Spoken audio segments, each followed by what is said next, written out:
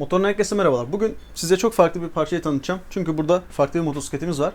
Bu Aprilia RSV4'ü biz pist için kullanıyoruz ve şu egzoz setini taktık gırtlaktan tamamen.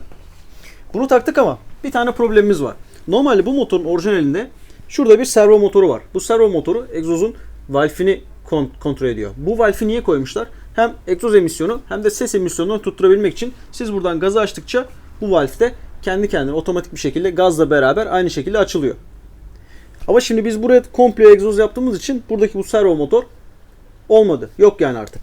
Şimdi çalıştırdığımızda, kadranı çevirdiğimizde burada bu servo motoru arayacak şimdi. Bu böyle döngüye giriyor. Çünkü burada bir servo motor yok.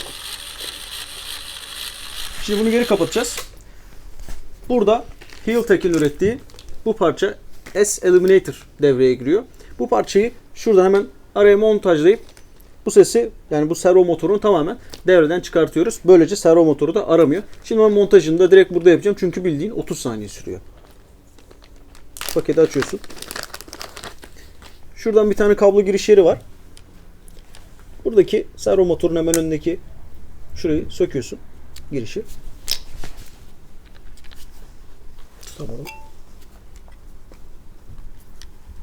Bu çıktı. Bunu çıkarttıktan sonra aynen bunu bu şekilde buraya takıyorsun. Şu an iş bitti. Bir de bunun böyle buraya montajı var. Şurada yapışkanı falan var. İstersen yapıştırabilirsin. Şimdi ben bunu böyle bırakıyorum.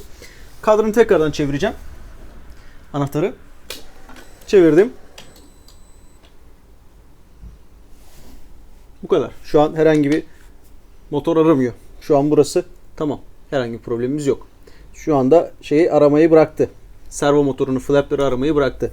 Aynen bu şekilde marşa bastığımız zaman çalışıp yolumuza sağlıklı bir şekilde devam edebiliriz.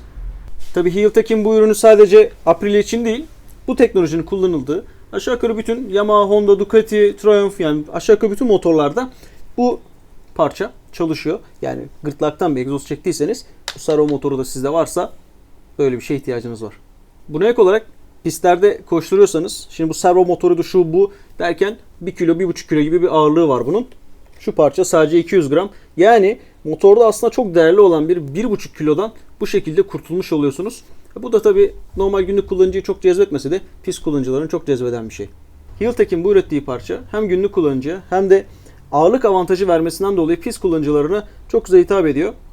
Eğer sizin de böyle bir derdiniz varsa bu parçayı düşünebilirsiniz. Bir sonraki videomuzda görüşürüz. Kendinize iyi bakın.